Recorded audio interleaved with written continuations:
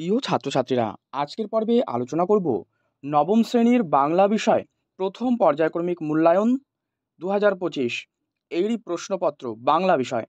এই বিষয় থেকে তোমাদের এই প্রশ্নপত্রটি পরীক্ষার আগেই আমি আলোচনা করে দিচ্ছি। অবশ্যই তোমরা এই সেটটা ভালো করে প্র্যাকটিস করো। নিশ্চিত এই সেট তোমরা কিন্তু পরীক্ষাতে এখান থেকে পেয়ে যাবে। তোমাদের এবারে কিন্তু 40 নম্বরের পরীক্ষায় প্রশ্ন সেট রয়েছে। তো সেক্ষেত্রে প্রথমেই বলে রাখি, সময় 1 ঘন্টা 30 মিনিট তোমরা পাবে। এছাড়াও আর ফুল মার্কস বললাম যে 40। প্রত্যেকটা প্রশ্ন আলোচনা করে দেবো তোমাদের, তার সাথে উত্তরগুলো বলে দেবো। সেটটা ভালো করে প্র্যাকটিস করো, নিশ্চিত এখান থেকে তোমরা পেয়ে যাবে।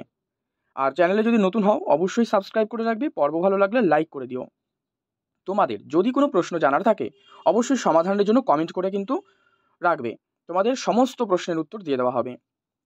দেখো, এই প্রশ্নটি প্রত্যেকটা উত্তর সহ আলোচনা করছি। প্রথমেই তোমাদের 14টা মতো এমসিকিউ প্রশ্ন দেওয়া রয়েছে, তো সেখান থেকে প্রশ্নগুলো আলোচনা করছি। দেখো, প্রথম, যিনি শকুন্তলাকে অভিশাপ দিয়েছিলেন তিনি হলেন কে?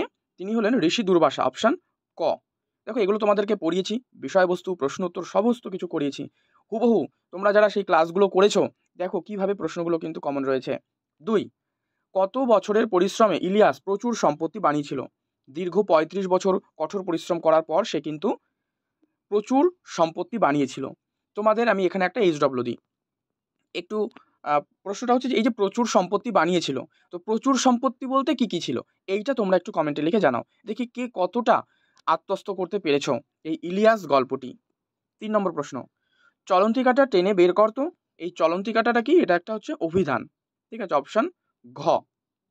শব্দের মধ্যে হর্ষই বা হর্ষও থাকলে তা আগে থেকে উচ্চারিত হলে তাকে কি বলে? তাকে বলা হয় অপিনিহিতি। ধ্বনির যে লিখিত রূপ তাকে বলা হচ্ছে কিন্তু বর্ণ, ঠিক আছে, ধ্বনির লিখিত রূপ বর্ণ। স্পর্ধা থেকে আস্পর্ধা, এখানে কোন জাতীয় ধ্বনি পরিবর্তন ঘটেছে? দেখো ভালো করে এই জায়গাটা আমি একবার বুঝিয়ে দিই, আগেও বলেছি এখনো আবার যারা দেখছো তাদের জন্য বলে দিই সংক্ষেপে। স্পর্ধা এই বানানটা কিন্তু এখানেও রয়েছে, শুধু একটা দেখো এখানে তোমাদের আয়ের আগমন ঘটেছে। এটা আমরা জানি কি যে স্বরধ্বনি, তাহলে আমরা স্বরধ্বনি বলে জানবো। আর লিখিত রূপ কিন্তু একটু আগে জানলাম যে স্বরবর্ণ। তো কোথায় এসেছে? আগে এসে বসেছে। তাহলে এটা আমরা সেইভাবে সহজে মনে রাখার জন্য পড়বো যে এটা উত্তর হবে আদি স্বরাগম, ঠিক আছে, অপশান তখন হয়ে যাবে কিন্তু ক। স্পর্ধা থেকে আস্পর্ধা, এটা যদি বলে কোন জাতীয় ধ্বনি পরিবর্তন, তখন হয়ে যাবে আদি স্বরাগম। নেক্সট, কম্পিত ব্যঞ্জন ধ্বনিটি হলো কোন ব্যঞ্জন ধ্বনি বা কোন ব্যঞ্জন বর্ণটা উচ্চারণ করার সময় কম্পন হয়? সেটা হচ্ছে র। তুমি যখন উচ্চারণ করে দেখো নিজে নিজে দেখবে এই র বর্ণটি উচ্চারণ করার সময় কিন্তু কম্পনের সৃষ্টি হয়। বাংলাদেশের কলেজের সভার বক্তৃতার সময় কথক রবীন্দ্রনাথ থেকে উদ্ধৃতি দেন কতগুলি? 12টা কিন্তু উদ্ধৃতি দিয়েছেন। আচ্ছা, এখানেও তোমাদের 2 দাগ দিয়ে তোমরা আরেকটা HW দাও, যে সুকুমার যে বক্তৃতাগুলো দিয়েছিল সেখানে কার একটা উক্তি কোন ব্যক্তির নামে চালিয়ে দিয়েছিলেন? এইটা কমেন্টে তোমরা জানাবে যে কোন ব্যক্তির নামে সেই উদ্ধৃতিটি চালিয়েছিলেন। 9, নিমেষেকে জোরে মেঘ কোথায়? নিমেষেকে জোরে মেঘ কিন্তু গগন মণ্ডল, অপশান ঘ। কলিঙ্গ দেশে কতদিন ধরে বৃষ্টি হয়েছিল? 7 দিন ধরে কিন্তু বৃষ্টি হয়েছিল। চণ্ডীর আদেশে ধায় কারা ধায়? নদ নদীগণ। সঘনে চিকুর পড়ে, চিকুর শব্দের অর্থ বিদ্যুৎ। দেখবে আমি ওখানে অর্থ সহ কিন্তু এই কলিঙ্গ দেশে ঝড় বৃষ্টি থেকে এটা নেওয়া, এটা কিন্তু ওখানে সমস্তটাই করে দিয়েছি। কবির দ্বার টানেন, কবির দ্বার টানা কিন্তু বিরামহীন, ঠিক আছে। নেক্সট, বিবাহের পর দুষ্মন্ত যেখানে ফিরে গিয়েছিল সেটাও কিন্তু হস্তিনাপুর। নেক্সট, এবার তোমাদের রয়েছে ক্ষয়ে কম বেশি 15টি শব্দে নিচের প্রশ্নগুলোর উত্তর দাও। এখানে যে কোনো 7টা প্রশ্ন তোমরা করবে এখান থেকে এর মধ্যে, ঠিক আছে। যেমন ক দাগের প্রশ্নটা একবার দেখো, এগুলো 1 মার্কসের এসএকিউ পার্ট। কবির বাণিজ্য তরী বাধা পড়ে আছে, তো কোথায় এবং কিভাবে কবির বাণিজ্য তরী বাধা পড়ে আছে? এটা করবে তটের কাছে, তটের কাছে জোয়ার ভাটার কারণে কবির বাণিজ্য তরী কিন্তু বাধা পড়ে আছে।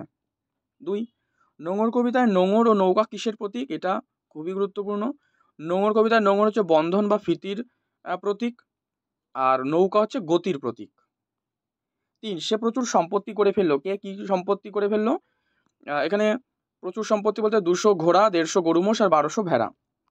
4, সেও তো পাপ, কোন কাজকে বক্তা পাপ বলেছেন? মজুদের উপর নজর রাখার কাজকেই বক্তা পাপ বলেছেন। মান্যচলিত বাংলার মৌলিক স্বরধ্বনিগুলির নাম। মান্যচলিত বাংলা সেগুলো কি কি? একটা হচ্ছে অ, আ, হর্ষই হর্ষৌ, এ, আর হচ্ছে ও। এগুলো হচ্ছে মান্য চলিত বাংলার মৌলিক স্বরধ্বনি। স্বরভক্তির অপর নাম, এটা করো বিপ্রকর্ষ বা মধ্য স্বরাগম, ব্যাকরণ অংশ। এই জাতার কিছু বিষয় সম্পত্তি, কি কি বিষয় সম্পত্তির কথা বলা হয়েছে, মানে ইলিয়াসের একেবারে প্রথমে কি কি সম্পত্তি ছিল সেটাকেই কিন্তু বিষয় সম্পত্তি বলা হয়েছে। যেমন তার প্রথমেই ছিল 7টা ঘটকি, 2টো গরু এবং 20টা ভেড়ার কথা কিন্তু বলা হয়েছে। চণ্ডীর আদেশ পান বীর হনুমান। এই আদেশ পেয়ে হনুমান কি করেছিল? আদেশ পেয়ে বীর হনুমান কিন্তু মঠ অট্টালিকার সমস্ত কিছুই ভেঙে খান খান করে দিয়েছিল। দেখো, তোমাদের যে দুটো প্রশ্ন আমি HW দিলাম পর্বের শুরুতেই, অবশ্যই কমেন্টে জানাবে, আর উত্তর না পারলে তাও জানাবে, উত্তরগুলো দিয়ে দেবো। নেক্সট, গর্তছাড়ি ভুজঙ্গ ভাসিয়া বলে জলে। ভুজঙ্গ শব্দের অর্থ কি? ভুজঙ্গ শব্দের অর্থ হলো সাপ। আর এই পর্বটি অবশ্যই কিন্তু তোমরা শেয়ার করে দিও। চ্যানেলে নতুন হলে সাবস্ক্রাইব করে রাখো। পাশাপাশি তোমরা টেলিগ্রামে সেখানে যুক্ত থাকো। যদি কোনো নোটসের প্রয়োজন হয় কমেন্টে জানাবে, সেখান থেকে তোমরা সম্পূর্ণ ফ্রিতে পিডিএফগুলো কিন্তু ডাউনলোড করে নিতে পারবে। ঠিক আছে? তো অবশ্যই তোমরা টেলিগ্রামে যুক্ত থাকো। ভিডিওর ডেসক্রিপশন বক্স অথবা তোমরা ভিডিওর যে অ্যাবাউট সেকশন রয়েছে চ্যানেলের, সেখানে কিন্তু তোমরা টেলিগ্রামের লিঙ্কটা পেয়ে যাবে, ওখানে যুক্ত থেকো। ঋষি দুর্বাসা শকুন্তলাকে কী কী অভিশাপ দিয়েছিলেন? দেখো, দুর্বাসা অভিশাপ দিয়েছিল যে যার চিন্তায় সে মগ্ন থাকবে শকুন্তলা কিন্তু তাকে ভুলে যাবে। ঠিক আছে? যে যার চিন্তায় মগ্ন থাকার কারণে শকুন্তলা তাকে লক্ষ্য করেননি, তিনি শকুন্তলাকে ভুলে যাবেন, এটাই বলেছিলেন। ইলিয়াস কোন জনগোষ্ঠীর মানুষ ছিল? ইলিয়াস কিন্তু বাস্কির জনগোষ্ঠীর মানুষ ছিলেন। নোংর কবিতায় কবির জীবনের নিস্তব্ধ মুহূর্তগুলো কেমন? কবির নোংর কবিতায় কবির জীবনের যে নিস্তব্ধ মুহূর্তগুলো সেগুলো সাগর গর্জনে কেঁপে ওঠে এবং প্রতিবার দ্বার টানায় কবির স্রোতের বিদ্রুপ ধ্বনি কিন্তু শুনতে পান। এবারে তোমাদের 3 মার্কসের প্রশ্ন রয়েছে, দুটো লিখতে হবে 3টের মধ্য থেকে। কি কি প্রশ্ন দিয়েছে? এ বিষয়ে তিনি পুরো সত্য বলতে পারবেন। এটা কিন্তু ইলিয়াস থেকে নেওয়া, দেখো বলে দিলাম। এখানে তিনি বলতে কার কথা বলা হয়েছে? তিনি বলতে এখানে তার ইলিয়াসের যে বৃদ্ধা স্ত্রী শামসী মাগির কথা কিন্তু বলা হয়েছে।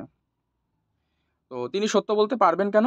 কারণ মোহাম্মদ শাহর বাড়িতে, ঠিক আছে, এটা তালবস্য হবে, মোহাম্মদ শাহর বাড়িতে আগত অতিথিরা ইলিয়াসের কাছে জানতে চান যে অতীতের সুখ সমৃদ্ধির কথা স্মরণ করে বর্তমান দুঃসময়ের জীবনে তাকে কষ্ট দেন কিনা। এর উত্তরে ইলিয়াস বলে যে এ বিষয়ে তার স্ত্রী শামসী মাগি কিন্তু ভালো বলতে পারবে। একজন মহিলা হওয়ার কারণেই তার মুখের কথায় মনের প্রকৃত ইচ্ছাই কিন্তু প্রকাশ পাবে।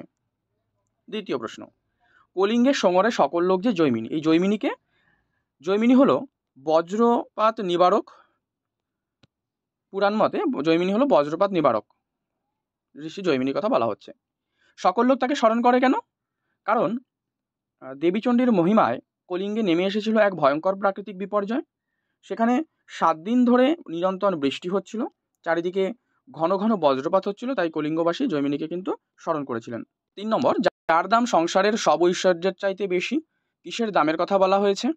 এটা হচ্ছে স্নেহ, মমতা, ক্ষমা, বা অন্যভাবে যদি বলা যায় তাহলে হবে মানুষের মধ্যে ভালো ব্যবহার বা ভালোবাসার দামের কথা বলা হয়েছে, যা সংসারের সব ঐশ্বর্যের চেয়েও বেশি মূল্যবান। এখানে দেখো, তোমাদের আমি একটা পার্টের উত্তর দিয়ে দিয়েছি। এই যে তার দাম সব ঐশ্বর্যের থেকে বেশি কেন, এটা তোমরা নিজেরা লিখবে। যদি লিখতে না পারো অবশ্যই টেলিগ্রামে যাও, এখান থেকে এই সমস্ত প্রশ্ন সেটটি ডাউনলোড করে নাও, এর উত্তরও ওখানে দেওয়া রয়েছে। অবশ্যই তবে একটা কমেন্ট করে দিও তোমরা যে এই উত্তরটা তোমাদের প্রয়োজন আছে। নেক্সট, ঘ, কম বেশি 150 শব্দে যে কোনো দুটো প্রশ্নের উত্তর দাও। এগুলো 4 মার্কসের রয়েছে, এগুলো আর উত্তর বলবো না আমি। দেখো, আমি তাকে 10 টাকায় বিক্রি করেছিলাম, কে কাকে কী বিক্রি করেছিলেন।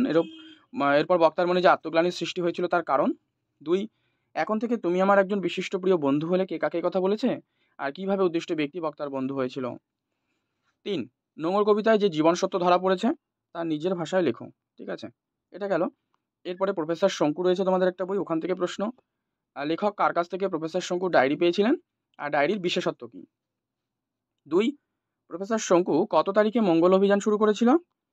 যাত্রী ও মালপত্র সহ ওজন কত ছিল? মঙ্গলে নামার জন্য কী কী জিনিস গুছিয়ে রেখেছিলেন? আর মঙ্গলের গ্রহের নদীটি কেমন ছিল সে সম্পর্কে লেখো। ঠিক আছে, এই যে দুটো প্রশ্ন। আর ব্যাকরণ অংশ থেকে আরেকটা রয়েছে ভাব সম্প্রসারণ, এটাও 5 মার্কসের। রয়েছে কি, পুষ্প আপনার জন্য ফোটে না, পরের জন্য তোমার হৃদয় কুসুমকে প্রস্ফুটিত করো। তো এখানে উত্তরটা রয়েছে, আমি এগুলো আলোচনা করব না, তোমাদের প্রয়োজন হলে কমেন্ট করো। আর তোমরা দেখবে এর যে উত্তর তা আমি টেলিগ্রামে দিয়ে দিয়েছি। অবশ্যই তার সেই যে পিডিএফটা তোমরা পাবে, তার পাসওয়ার্ড আমি এখানে লিখে দিচ্ছি, BSBS, ঠিক আছে? এটা হচ্ছে পাসওয়ার্ড পিডিএফের। তোমরা এই পাসওয়ার্ডটা ওখানে বসালে পিডিএফটা তোমরা কিন্তু প্রত্যেকে দেখতে পাবে। তো যাই হোক, এই হচ্ছে তোমাদের সম্পূর্ণ প্রশ্ন সেট পত্র নিয়ে আমি আলোচনা করলাম। পর্বটি ভালো লাগলে লাইক করে দিও, শেয়ার করে দিও। চ্যানেলে নতুন হলে অবশ্যই সাবস্ক্রাইব করে রেখো।